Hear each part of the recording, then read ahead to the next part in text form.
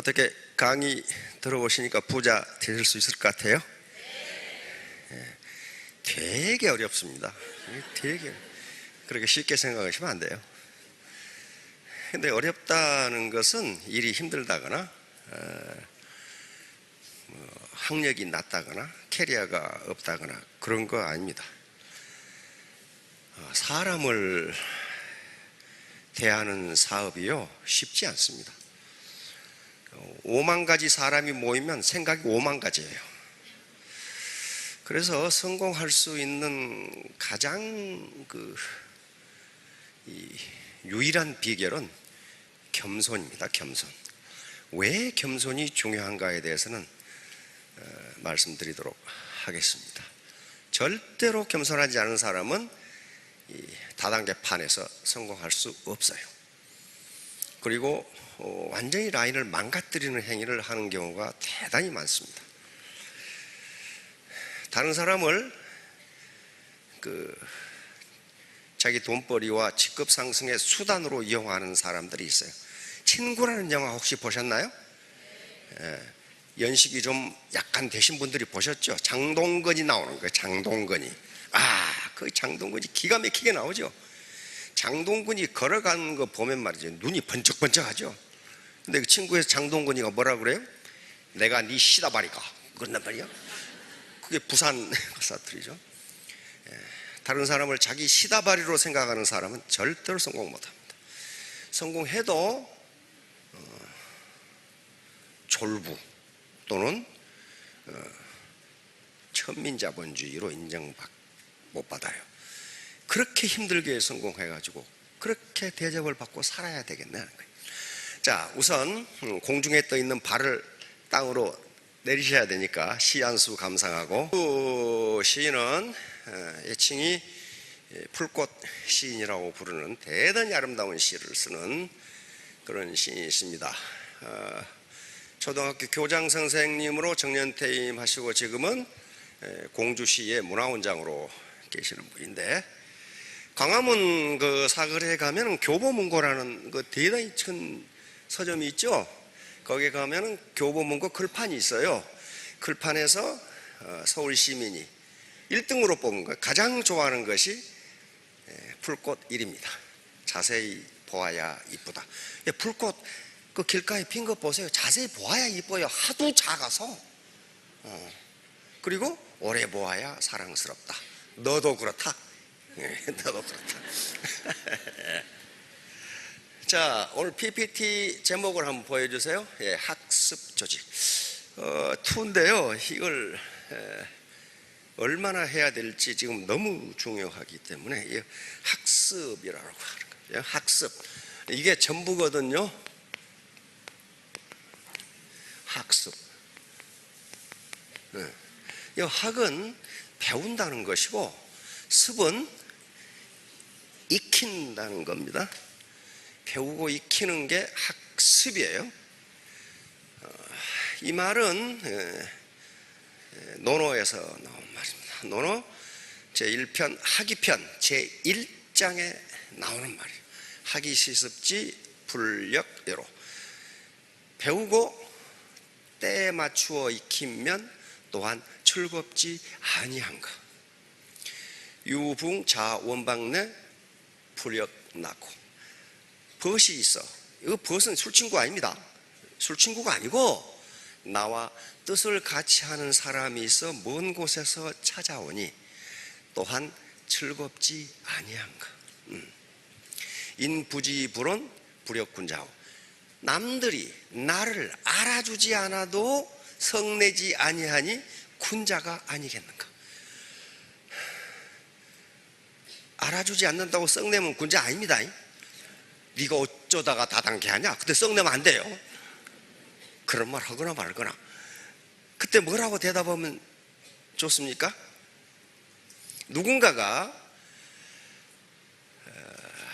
대답하기 어려운 질문을 했을 때는, 그리고 언제든지 거기에 대해서 대답을 하지 마시고 역질문을 하시면 됩니다. 어떤 경우든지 역질문을 하시면 돼요.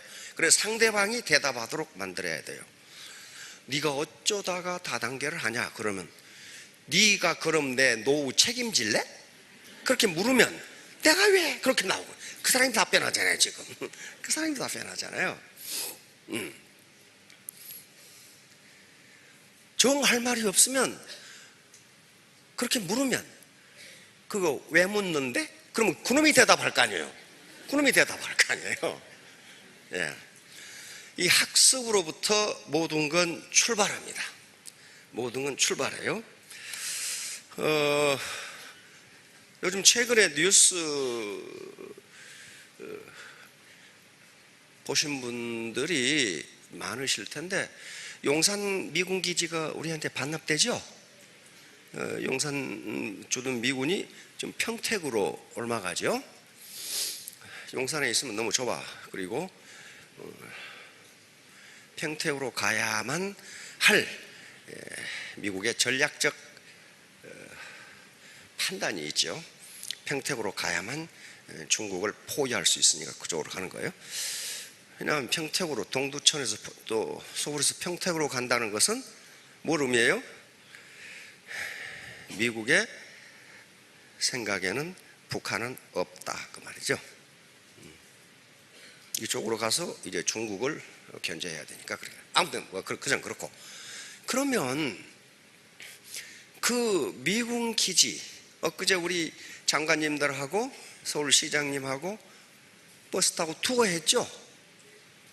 거기가 우리나라예요, 미국에? 우리나라죠. 근데 거기 몇 년 만에 들어갔어요, 그 땅에? 네, 114년 만에 들어갔어요. 우리나라인데 우리 국민이 거기를 못 들어갔어요. 114년 동안에. 왜 그랬을까요? 왜 114년 동안 거기를 못 들어갔냐 이게. 나라가 초라해지면요 국민이 비참해집니다. 국민이 비참해져요. 그 용산기지를 누가 맨 처음에 점령했냐면 청나라 군대가 점령한 거예요. 청나라 군대가. 청일전쟁에서 누가 깨졌어요? 청나라가 깨진 거죠. 졌어요. 그리고 러일전쟁에서 일본이 러시아를 격파했어요. 그 일본 힘으로 격파한 게 아닙니다. 뒷배를 영국이 그 당시 대영 제국이 봐주고 있었기 때문에 대영 제국이 거의 다 깬 거죠. 아무튼 그러고 나서 1904년에 일본군이 용산을 점령합니다. 일본군이 우리한테 물어도 안 보고 용산을 점령한 거예요. 왜? 나라가 비참해지니까, 나라가 힘이 없어지니까 국민이 비참해진 거예요. 그 일본군이 점령을 했어요. 그래서 그 일본군 감옥, 일본 장교, 전략본부 다 세웠어요, 거기다. 그러고 나서 태평양 전쟁에서 이번에는 또 누가 깨졌어요? 일본이 뒤지게 두드러 맞고 미국한테 항복을 했어요. 그러니까 누가 점령해 이번에는? 미군이 점령해. 그래서 114년 동안 대한민국 영천대 대한민국 국민이 가보지를 못했어요. 그렇게 나라가 초라해지면 백성이 비참해진다니까요. 비참해져요. 그런데 그걸 이제 한미 군사협정에서 평택으로 간다고 그러니까 어떤 분들이 계시냐 하면은 참 기가 막힌 분들이야. 거기다 아파트 지어서 팔자 이거야. 그게 어떤 땅인데 거기다 아파트를 지어서 팔자 이거야. 다행히 그런 세력을 물리치고 국가 공원으로 만들자. 이게 지금 힘을 얻고 있습니다. 아직도 아파트를 지어서 팔자고 하는 인간들이 있다니까요. 그러면 왜 그렇게 비참하게 되었는가를 아셔야 돼요. 이건 나라의 문제가 아니고 나는 그러면 어떻게 해야 비참해지지 않을 것인가를 생각하셔야 돼요. 그렇죠? 19세기 중엽에서 19세기 말에, 그러니까 벌써 서양은 18세기 중엽부터 뭐가 시작됩니까? 영국에서 산업혁명이 시작돼요. 그 말 들어보셨죠? 막 그런 게 있었어요. 아무튼 산업혁명이 시작돼요. 18세기 중엽부터 100년간 산업혁명이 진행됩니다. 근데 그 산업혁명이 일어나기 전에, 산업혁명이 어느 날 갑자기 눈 떠보니까 일어났다, 그렇게 안 돼요. 그렇게 안 된다고요. 그 전에 상업혁명이 있었고, 대항해 시대, 배 타고 해외로 나가는, 그래서 식민지를 개척하는 대항해 시대가 있었어요. 그러면서 농업혁명이 일어나고, 농업자본과 상업자본이 산업자본으로 전환되는 과정이 산업혁명입니다. 산업혁명 괜히 일어난 게 아니에요. 자본이 축적되고 기술과 지식이 축적되면서 산업혁명이 일어났습니다. 그래서 동양보다 서양이 산업혁명을 먼저 완성했기 때문에 어떻게 됩니까? 어떻게 돼요? 동양은 지난 200년간 서양의 지배하에 들어갑니다. 지배하에 들어가요. 서세 동점 계속 들어가요.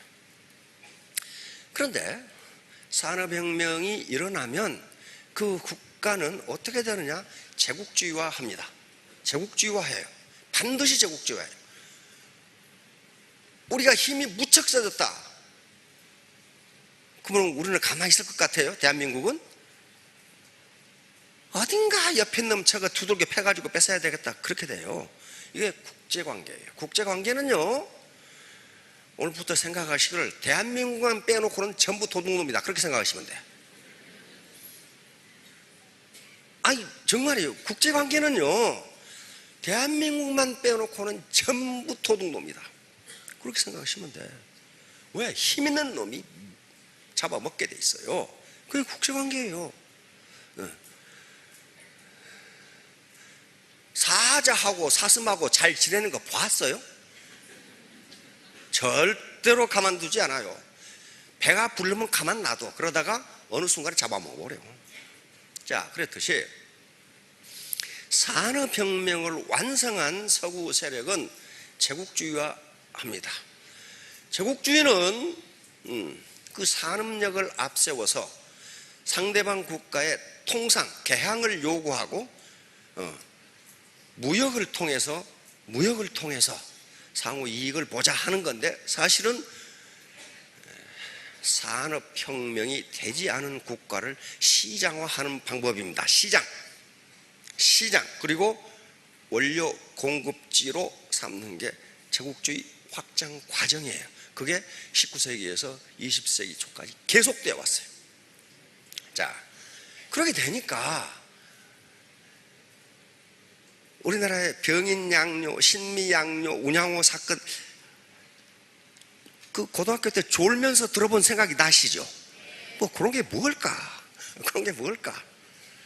이제 산업혁명을 완성한 서구는 해외 시장을 찾아야 할 필요가 있습니다. 상품 시장과 원료 공급지를 찾아야 돼요. 안 그러면 어떻게 되나요? 안 그러면 산업혁명이 완성이 됐어. 근데 해외 상품 시장과 원료 공급지를 못 찾으면 어떻게 되나요? 이 굉장히 이쁜 숙녀가 계시는데, 해외로 왜 그 사람들이 와서 우리 보고 항구 열어라, 문 열어라 그러겠어요? 물론 교역하자, 왜 그러겠냐고요. 산업혁명이 완성되면 지금까지 수공업이던 생산이 기계제 생산으로 바뀌어요. 그렇죠? 그러면 상품 생산량이 어떻게 되겠어요? 배틀로 아줌마가 앉아서 배 짜는 거 하고 방직기계로 막 짜는 거 하고 생산량이 어떻게 되냐고요. 기계제 생산이 엄청난 생산을 하게 돼요. 기계로 해버리니. 그렇죠? 그런데 생산량은 엄청나게 늘어나는데 팔리지가 않는다. 그럼 어떻게 돼요? 그 나라가 망해버려요. 그걸 공황이라고 그래요. 공황이 산업혁명을 완성하고 시장이 없으면요, 반드시 공황이 찾아와요. 그걸 공황이 찾아와서 망해요.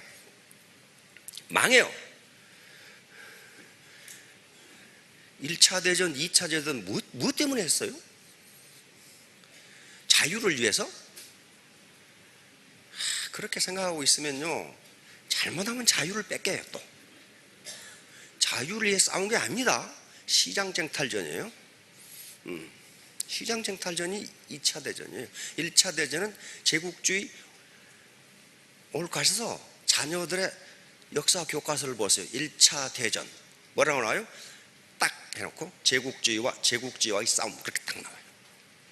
제국주의와 제국주의 싸움이에요. 2차 대전 시장쟁탈전 딱 나와요. 자, 그러니까 영국이 산업혁명했죠. 독일이 했죠. 미국이 했죠. 그런데 산업혁명이 늦은 나라가 독일과 일본이에요. 그런데 이 나라가 이태리 산업혁명을 해놓고 보니까, 산업혁명을 해서 그 제품 시장이 있고 원료 공급지가 있어야 되는데 팔아먹을 데도 없고 원료를 가질 데가 없어. 그럼 어떻게 해야 돼요? 이미 네덜란드, 벨기에, 영국, 프랑스 이런 나라들은, 포르투갈, 해외 식민지가 아주 내널렸어. 그러니까 완제품을 만들어서 그 시장에 팔고 거기서 값싼 원료를 갖다가 다시 부가가치를 높여서 팔아먹으면 나라가 부강해져. 그렇죠? 그런데 독일이 또 산업혁명을 하고 보니까, 아니 프랑스, 영국, 벨기에, 네덜란드가 식민지를 다 가지고 있어. 그럼 어떻게 해야 돼요? 뒤통수를 쳐가지고 토해내게 해서 지가 가져야 돼. 그렇죠? 네, 그렇게 해서 2차 대전이 벌어집니다. 그러니까 자유를 위해서 퍼주고 그렇게 떠들지 마시라고. 그러면 자기 자유를 잃어버린다니까요. 자, 그러면 동양을 보자. 이게 그거 놔두고 서양이 산업혁명을 완성하고 우리나라에 와서 뭐 강화도 사건, 운양호 사건, 신미양요, 병인양요 다 들어보셨죠? 프랑스 함대가 와서 강화도로 와가지고 통상하자, 조약을 맺자. 그러니까 우리는 어떻게 했어요? 대포를 쏘고 그래가지고 몽땅 쫓아내버렸죠. 그리고 대동강에 미국 배가 왔어요. 미국 상선. 그래서 우리 친선 조약 맺고 같이 이 무역도 하고 그러자. 그러니까 어떻게 했어요? 그 배 불태워버리고 선원들을 전부 사형시켜버렸죠. 그러고 나서 나중에 미국 군함이 또 옵니다. 그럼 미국하고 전투해서 우리가 졌죠. 졌는데 어떻게 했습니까? 나라를 개방했어요? 문을 닫았어요? 문을 닫아버렸어요. 더 닫아버렸어요. 그걸 보고 위정척사라고 그러는데,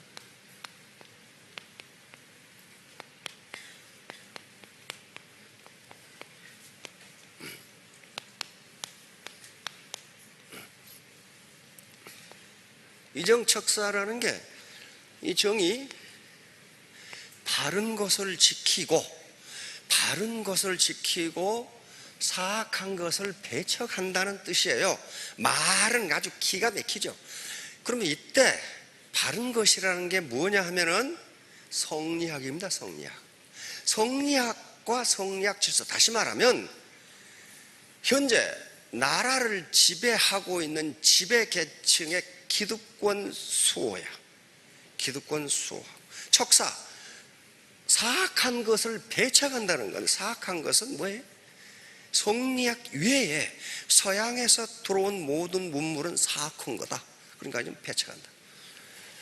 이건 말은 그럴듯한데 뭐냐 하면은 기득권 세력에 기득권을 내놓지 않겠다는 거예요. 그래서 이 위정척사 세력을 역사에서는 수구당이라고 그럽니다. 수구당. 수구당당 수구당당 하는 거 있죠? 네? 수구당이라고 그래요. 자, 그래서 막아버렸어요. 그런데 1800년이죠. 53년으로 기억하는데, 일본에도 미국 군함이 옵니다. 페리 제독이 지휘하는 미국 동인도 함대 군함이 4척이 와서 일본에게 통상을 요구합니다. 통상 같이 조약 맺고 같이 무역하자야. 무역하자. 그런데 이때 일본은 도쿠가와 이에야스 에도 막부 시대인데 일본이 보니까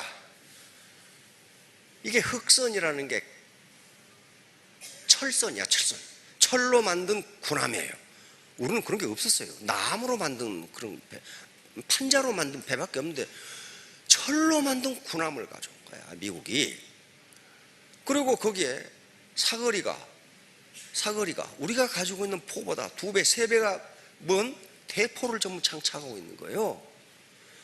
그래서 일본은 도저히 서양과 싸워가지고는 이길 승산이 없다. 그게 맞죠? 그래서 1901년 뒤에 54년에 미국과 친선조약을 맺고 문호를 개방하고 근대화를 시작합니다. 우리는 이때 어쨌어요? 다 쫓아버리고 위정척사. 그래서 기존의 질서를 지키자. 기존의 지배구조를 그대로 유지하자. 성리학과 성리학 질서만 옳은 것이고 서양에서 들어온 모든 것은 사악한 것이니 막자. 그리고 척화비를 세우고 난리 법석을 떨었죠. 자, 그렇게 해서 일본은 드디어 1886년이라고 기억되네. 이때 메이지 유신을 단행합니다. 메이지 유신 들어봤죠? 명치 유신이요. 명치 유신을 단행하면서 일본의 산업혁명이 시작됩니다. 자, 40년 만에 산업혁명을 완성한 일본은 어떻게 하겠어요? 어떻게 되겠어요, 이제? 엄청나게 늘어나는 생산물의 시장을 찾아야 돼. 원료 공급지를 찾아야 돼. 그걸 어디서 찾아요? 네, 조선. 이거 먹음직하거든. 그래, 조선을 잡수려면 누구를 쫓아내야 돼? 청나라를 쫓아내야 돼. 청나라 군대가 여기 와 있어. 그러니까 청일전쟁은 전쟁을 어디서 했어요? 청나라에서? 일본에서? 조선에서 했어. 그러니까 이 고래 싸움에 사고 등 터지는 거예요, 이거. 우리 땅에서 전쟁을 했다니까. 왜? 나라가 허약하니까 백성이 비참해지는 거예요. 주끼리 조선을 누가 먹을 것인가를 놔두고 싸우는데 조선에서 싸움을 했다니까. 그리고 청나라가 졌어. 그리고 로일전쟁을 또 했어. 또 일본이 이겼어. 영국이 뒷배를 계속 봐주고 있었거든. 영국이 일본 뒷배를 봐줘요? 이거 칫솔 팔아서 돈 버는 거는 전혀 관계가 없는 것 같은데 관계가 있거든요, 지금. 왜 영국이 뒷배를 봐주냐고. 지금 일본 뒷배는 누가 봐주고 있어요? 미국이 봐주고 있죠. 영국이 미국한테 인계했거든요.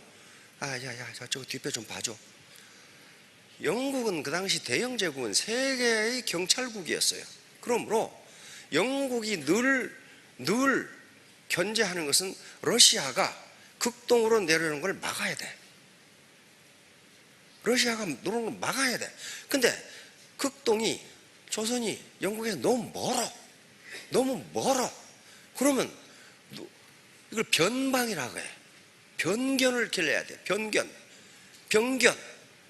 변견이 뭐예요? 똥개가 아니고 변방에 개를 피울 필요가 있어요. 그래서 영국은 일본을 변견으로 채택하고 찢어 이걸 뒤에서 전부 조정을 합니다. 그래서 청일전쟁, 로일전쟁이 이깁니다. 왜?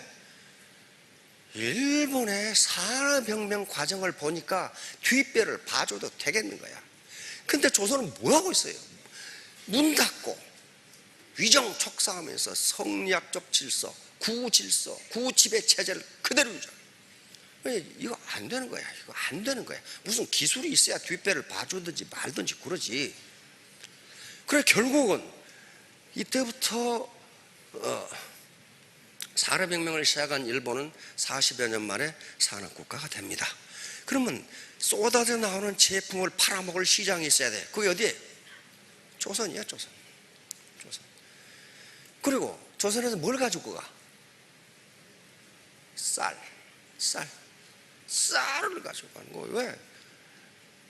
그 물건을 세계 시장에 내다 팔려면은 임금이 높으면 안 돼요. 그렇죠? 임금이 높으면 가격 경쟁력이 없어. 그러면 임금을 싸게 주려면 뭐가 싸야 돼요?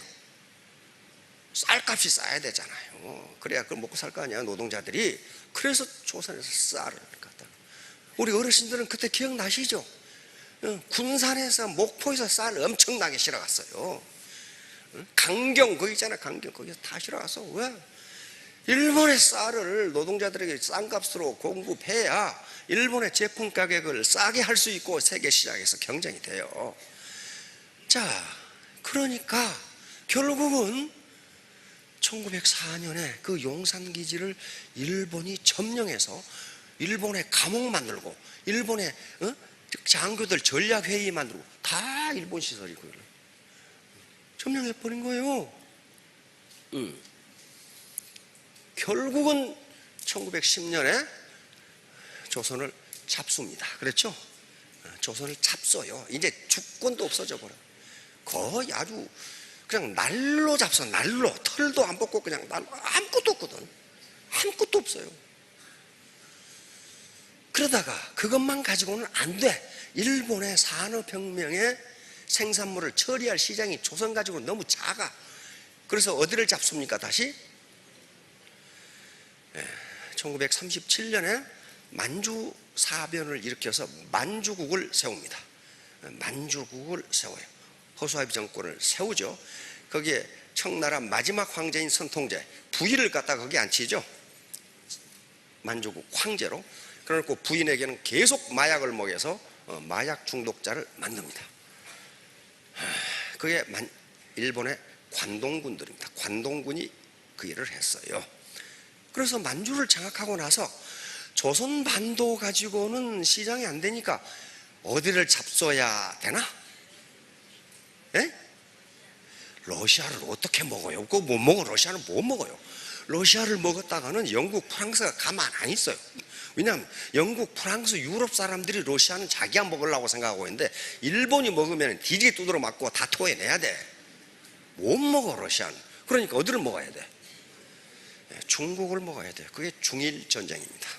1937년부터 벌어진 중일전쟁이에요. 만주사변은 1931년에 일어났고 중일전쟁이 일어나는 거예요. 중국을 통째로 잡수겠다 이거예요. 통째로. 그러면 시장이 엄청 커지니까. 그런데 미국이 가만히 보니까 먹어도 너무 많이 먹거든. 아니 미국 몫은 놔두고 자셔야 되는데 저 새끼가 너무 많이 먹어. 옛날에 조선을 일본이 잡수겠다고 그랬을 때는 가스라 테프트 조약에 의해서 미국은 어디를 잡수기로 했어요? 필리핀을 잡수잖아요. 필리핀은 원래 스페인 식민지거든. 스페인 300년간 지배하고 있는 걸 뒤통수를 쳐가지고 스페인 쫓아내버리고 미국 여기 필리핀을 잡수잖아요. 그 대신 일본이 조선을 잡수는 것을 간섭하지 않겠다 그런 말이에요. 대한민국만 제외하고는 전부 강도들이다 그렇게 생각하시라 그랬죠. 그때 우리 고종 황제께서 미국에 계속 좀 도와달라고 편지를 보내고 사절을 보내고 그랬어요. 당신들이 우리를 도와주지 않으면 우리가 지금 망하게 생겼다. 근데 미국은 어떻게 했어요? 콧방귀도 안 꼈어. 왜? 이미 일본이 조선을 잡숫고 미국은 필리핀을 드시기로 약속을 했거든. 근데 우리는 국제정세에 까막눈이니까 몰랐던 거지.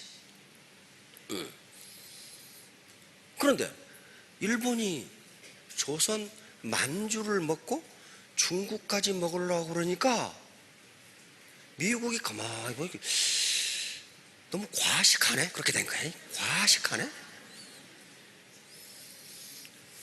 그러니까 미국이 석유를 끊어버립니다. 그 당시 일본은 정유 공장이 없어. 석유를 끊어버려. 또 일본에서는 석유가 안 나요. 미국이 석유를 끊어버리니까, 미국만 끊으면 또 미국의 친구들이 있잖아요. 호주, 캐나다 같이 다 끊어버려요. 그럼 일본은 어때요? 그 당시 태평양을 장악하고 있는 건 일본 해군입니다. 연합함대, 야마모토 이소로쿠 제독이 지휘하는 연합함대, 세계 최강의 함대.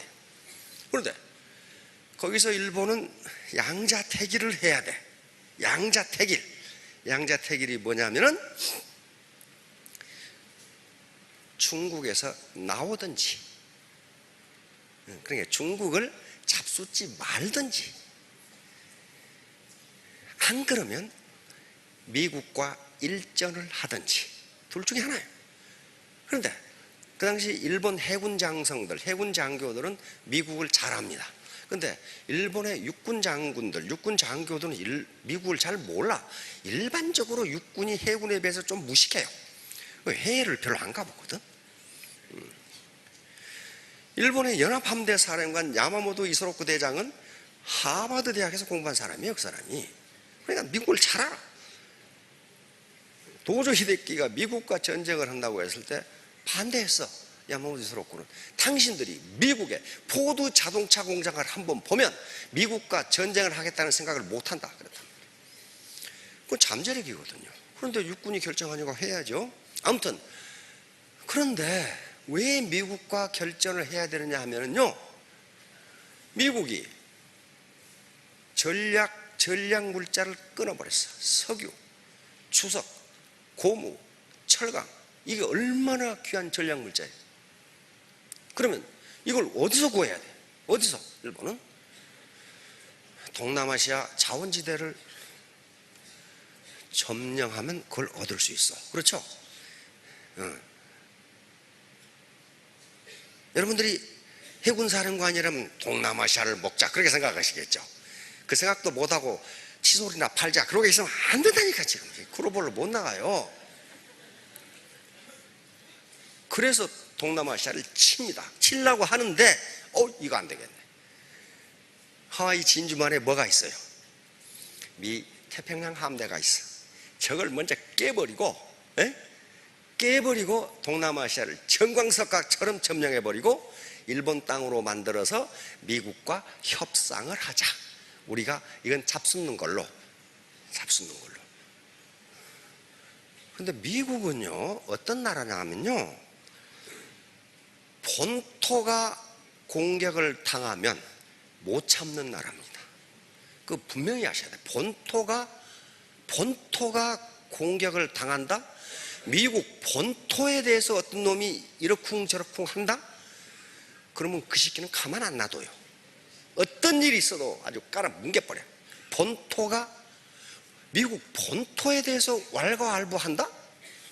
그건 봐주질 않아. 자, 첫째 당한 게 일본이야. 진주만, 미국 본토를 공격한 거예요. 이거 어때요? 가만둘 수 없다 이거예요. 가만둘 수 없어. 그래서 원자탄을 2개를 퍼부어버리죠. 가만두질 않아. 빈 라덴이 미국 본토를 공격해서 쌍둥이 빌딩, 무역 빌딩, 그거 지금 아주 기가 막히게 또 세워놨죠. 가만 안 놔둬. 끝까지 추격해서 잡아 죽이고 이라크, 아프가니스탄 쑥대밭을 만들어버리죠. 가만 안 놔둬요. 김정은이 지금 뜨거라 한 게 쓸데없는 말을 했어. ICBM이 LA까지 날아간다 그 말을 한 거야 지금. 뭐 이런 새끼가 나. 이게 너는 죽었어 이제. 너는 죽었어. 이게 미국을 모르는 거예요. 본토에 대해서 왈가왈부하는 어떤 놈도 가만두질 않아요.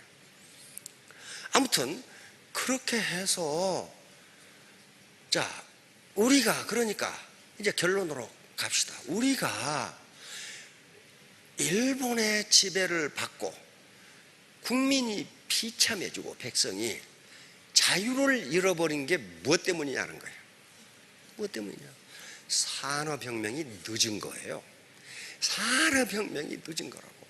그것 때문에 지금 서양이 동양을 200년간 지배하고 있는 거고, 앞으로 몇 년간 더 지배할지를 모른다고.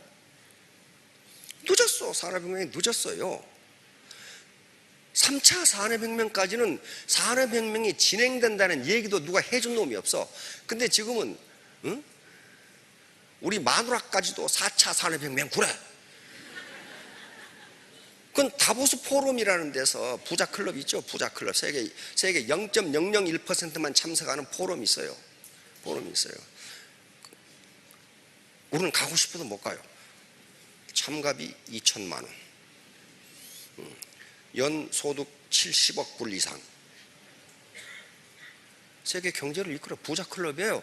거기서 그걸 만든 슈밥이라는 사람이 지금 4차 산업혁명이 진행되고 있다. 그 말을 해버렸어. 그 말을 해버렸어요. 그래서 지금 난리 법석이야. 3차 산업혁명까지는 그런 게 진행되고 있는지 마는지 아무것도 몰랐어. 아무것도 몰랐어요.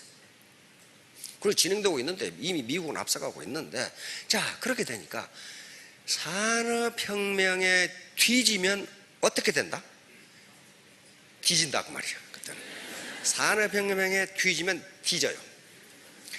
우리가 이렇게 배우고 공부하고 학과 습을 한다는 것은 자신의 생존력을 높이는 겁니다.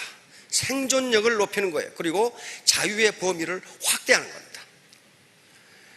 우리나라를 자유민주주의 국가라고 하는데, 여기 모나리자처럼 이쁜 분 지금 당장 5천만 원을 들여서 크루즈 여행 갈 수 있어요? 그 자유가 있냐고요? 없어요. 단지 자유라고는 서방님 밥에 주는 자유밖에 없어. 자유라고 하는 것은 내가 새로운 정보와 지식을 알고 그만한 소득이 있을 때 자유가 생기는 거지. 예? 어떻게 자유가 있냐? 내가 지금 간호사인데 내일 쉬고 싶어. 그 자유 있어요? 없어요. 자유 없어요. 항상 산업혁명에 뒤지면요, 누구한테선가 지배를 받아야 되고 종속을 당해야 되고 굴욕을 당해야 돼요. 그리고 그 자유폭이 훨씬 적어져 버려요. 자유폭이. 자유가 없어진다고. 자유가. 그래서 우리가 배우고 공부하고 새로운 지식을 얻는 것은 내가 자유롭고 싶고 누구 압제를 받기 싫으니까 그렇게 하는 거예요. 그래서 겸손해야 된다. 계속 새로운 지식과 정보를 받아들이지 않으면 누구 밑에서 일하거나 자유폭이 훨씬 적어집니다. 여기 지금 앉아 계시는 분들 옆에 사람 보면 다단계꾼처럼 보이지만 안 그래요. 아주 비가 번쩍한 분들 많아요. 내 육사 후배 장군들도 다 있어요. 여기 장군이면, 사단장이면 수만 명의 부하를 지휘하는데, 에? 우리 사회에서 지위가 높으면 높을수록 경조사비가 많이 들어가. 경조사비가 밥 살 때가 많아. 이게 부하가 한두 명이야 이거 되지. 그런데 연금 400만 원 받아가지고는 누구 부하가 수천 명인데 말이야. 경조사에 어떻게 그 다 경조사비를 주냐 이 말이야. 그게 뭐예요? 자유가 없어지는 거예요. 자유. 내가 가서 두둑하게 경조사비 주고 밥엔 부하들, 나를 위해 충성했던 부하들 밥도 사주고 싶은데 그 자유가 없어져요. 그 자유가 없어져. 그래서 겸손하게 배워서 성공하라는 거예요. 그래서 하라는 거예요. 지금 그렇게 되잖아요. 응? 지금 4차 산업혁명이 진행된다고 이 난리 법석인데 나하고 무슨 상관? 그렇지가 않아요. 그렇지가 않다고요. 벌써 경제학자들이 1980년대부터 앞으로는 한계비용, 그 경제학 용어인데요. 한계비용, 마지널 코스트. 한계비용이 가격이 되거든요. 가격이 돼요. 그럼 그렇고 한계비용이 제로인 사회가 올 것이다. 마지널 코스트 제로가 된단 말이에요. 그때 경제학을 공부했던 저도 야, 어떻게 한계비용이 제로가 되나? 그러면 한계비용이 제로가 되면 가격 경쟁력이 아니라 엉뚱한 생각, 창의성이 경쟁력이 되겠네? 그렇게만 생각했어요. 그런데 지금 한계비용이 제로인 소사이어티가 왔어요. 지금 애터미 사업을 하는데 요 스마트폰이 없으면 2천만 원 받아봐야 통신비용으로 다 들어가고 없어. 그렇잖아요. 카톡 하는데 돈 얼마나 내세요? 미국에서 그 당시 한국으로 전화 한번 하려면요, 이놈아 빨리 끊어라, 전화비 나온다, 난리였죠. 응? 지금 보이스톡으로 공짜로 해버리잖아요. 한계 비용이 제로가 된 소사이티가 와버렸어요. 이제 비용이 제로예요. 제로. 비용이 안 들어. 근데 점점 앞으로 AI가 나오면은, AI가 일상화되면은 한계 비용이 제로인 소사이티가 와요. 이때 어떻게 할 것이냐는 문제예요. 이때 어제 제가 이 거래하는 은행에 갔다 왔어요. 아이, 우리 동네 은행이 없어져 버렸어. 은행 지점이. 거기서 통장을 발급받고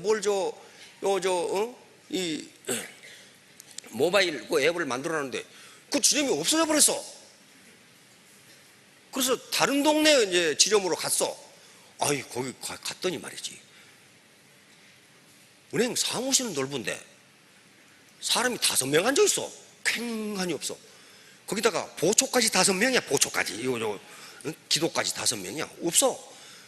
그래서 내 일을 봐주는 그 우리 동네 은행이 없어져 버렸다니까. 그 일을 처리해준 그 여자 과장이 그래. 그래서 저도 불안해 죽겠어요. 나 언제 쫓겨날지 몰라요. 그러고 있더라고. 옛날에 은행은 그게 완전히 철밥통 아니에요. 그 여자 과장이 그래. 왜 쫓겨나요? 그랬더니, 아니 AI가 다 들어오면 나도 쫓겨날 것 같은데요. 와, 그런데 그 우리 동네 은행, 신한은행인데, 은행에서 했던 모바일 앱하고 어제 했던 거랑 차원이 달라. 차원이 달라. 그렇게 그동안 발전돼 버렸어. 자, 그렇게 되면, 그런데 그 모바일 앱을 하는데 수수료가 없어. 수수료가 없어. 또 한계병 제로예요. 비용이 제로야. 그러면 어떻게 앞으로 이 경쟁사에 살 것이냐? 그건 자기가 창의성을 개발하는 수밖에 없어요. 영감이라고 그래요. 영감이라고 그래요. 영감. 창의성. 가만히 있는데 화장실에 가니까 어떤 생각이 번쩍 떠오르더라. 그 창의성 아니에요. 그거. 왜 화장실에 가면 그 생각이 번쩍 떠오르냐? 그 생각을 계속 하고 있기 때문에 하필 화장실에 가니까 그 생각이 떠오른 거예요. 아, 그 기집애, 낮에 그 다방에서 맞는 기집애 이름이 뭐지? 요거 동창인데 네 이름 뭐냐고 물어보기도 그렇고, 얼굴은 알겠는데, 근데 이름이 생각이 안 나. 근데 화장실에 가서 일을 보려고 그러니까, 아이, 그년이 김말짜지 딱 나온단 말이에요. 그건 화장실에 가서 그 아이디어가 떠오른 게 아니고 계속 생각하기 때문에 떠오른 거예요. 다시 말하면, 그래서 학과 습으로부터 출발해야 되는 게, 여러분, 중국이 지금 건설하려고 하는 사회가 어떤 사회라고 그랬죠? 혹시 신문에서 보시는 대동사회라고 하는 사회입니다. 대동사회. 그래서 이것을 대동사회, 이것을 2050년까지 대동사회를 만들겠다. 지금 사회를, 이보다 한 단계 낮은 사회를 소강사회라고 그러는데, 소강사회. 시진핑이 중국은 소강사회에 접어들었다고 이야기합니다. 이보다 한 단계 낮은 사회를 온포사회라고 그러는데,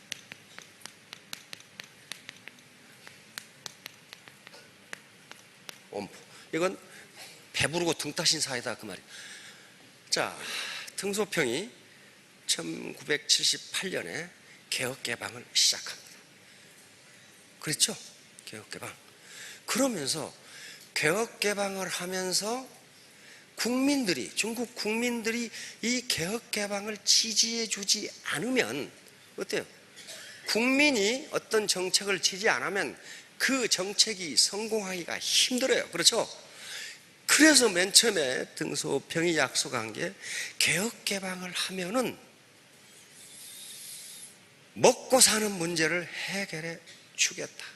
이게 중국에서는 가장 절실했어요. 이 당시 중국은 후진국지에 그 앞에 모택통이 대약진 운동을 하면서 또 문화 대혁명을 하면서 4천만 명이 굶어 죽었어요.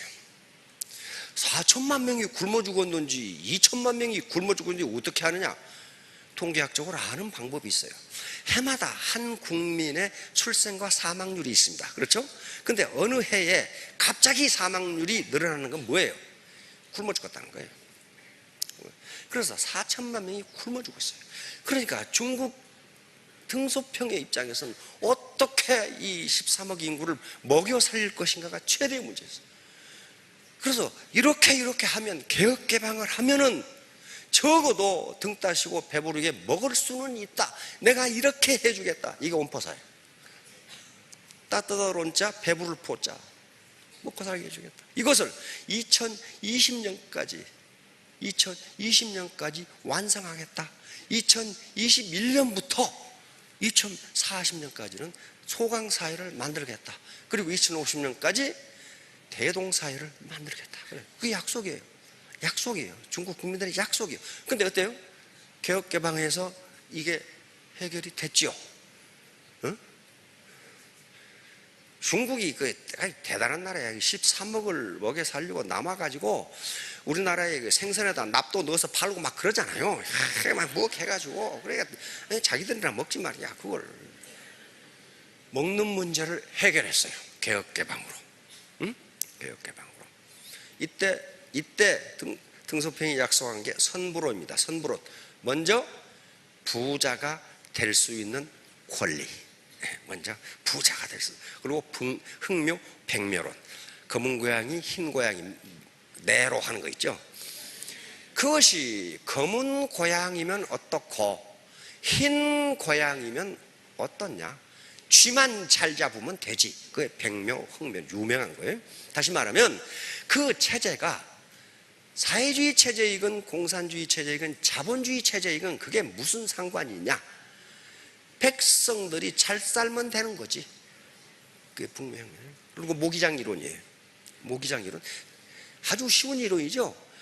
여름에 창문을 열고 자면 모기가 들어와서 귀찮다. 그러나 창문을 닫고 자면 질식에 죽는다. 그럼 무슨 말이에요?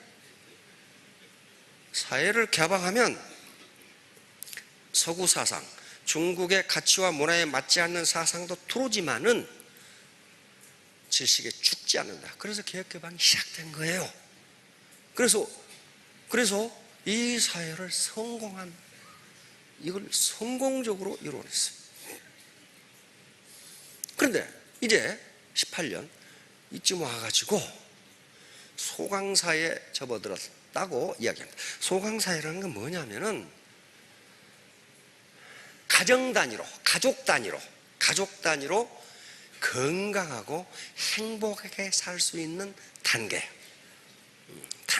단계까지 왔다. 앞으로 2050년 되면 대동사회를 만들. 대동사회는 가족 단위가 아니고 전 국민이 이기주의를 버리고 똑같이 평등하게 건강하게 문화를 누리면서 똑같이 잘 사는 사회를 만들겠다. 이게 대동사회예요. 대동사회. 이건 등소평이 만드는 게 아니고 공자가 쓴 예운편 제1장에 있는 말이에요.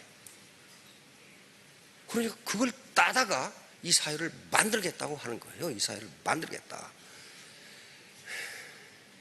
근데 그 만들기까지는 좋은데 등소평이 또 한마디 했어요. 도강양에 칼집에다가 칼을 감추고 그 빛을 보이지 말고 어두운 데서 힘을 길러라 그랬거든. 근데 이 도강야계를 몇 년간 하느냐? 앞으로 100년간 그렇게 해라 그랬거든. 근데 100년이 지나기도 전에 중국이 까불기 시작했어. 내가 힘이 세걸랑 그러고. 그러다가 어때요? 트럼프가 그냥 뒤통수를 까불지 마라 그래. 까불지 마라. 좀 직급 올라갔다고 까불지 마라 이거야. 까불지 마라. 지금 죽을 판이죠. 트럼프 그 도대체 내일 무슨 짓을 할지 모르는 사람한테 지금 걸린 거예요. 지금 이게 너무 까불다 그랬어. 까불다가. 자, 여기서 이제 결론적으로 말하면 내 산업, 국가가 어떻건 내 산업혁명을 하지 않으면 나는 누군가에게 종속돼야 되고 내 자유폭이 엄청나게 좁아진다. 그래서 새로운 지식과 새로운 정보를 받아들이라는 거예요. 그렇게 받아들인 일본은 어떻게 됐어요? 우리가 지금 100년 앞서가고 있어요. 100년 앞서가고 있어요. 이케하라 마모루라고 하는 사람이 쓴 책이 있습니다. 맞아 죽을 각오를 하고 쓴 한국 비판이라는 책이 있어요. 그 사람은 아주 친한파 중에 친한파예요. 우리나라에서 비즈니스 하는 사람이에요. 당시 김종필 총재께서 전부 사가지고 자민련 다 읽어보라고 준 책이에요. 거기에 뭐라고 나오느냐? 한국 사람들이 자기를 만나면 늘 묻는 말이 있다. 한국이 일본에 몇 년 뒤떨어졌느냐? 근데 이 사람이 질문하는 의도는 뻔하다. 5년이라든가 안 그러면 따라잡았다든가 그 대답을 듣고 싶은데 자기가 해주고 싶은 말은 지금 한국의 젊은 엄마시죠. 대호각성에서, 근데 대호각성한 것 같지가 않아요. 마음카페 보면은 대호각성을 안 했어. 대호각성에서 지금부터 열심히 따라오면 한국이 일본을 따라잡는데 100년 걸린다 그랬어요. 그래서 왜 이 친구가 옆에 있으면 내가 한 대 까부르고 싶은데 왜 100년이라고 했는고? 100년이 맞아요. 일본은 1886년 1868년 이게 자꾸 헷갈려. 68년이다. 1868년. 또 인터넷 찾아보고 틀리다고 한 사람 틀림이 나타날 거예요. 1868년에 산업혁명을 시작했습니다. 그렇죠?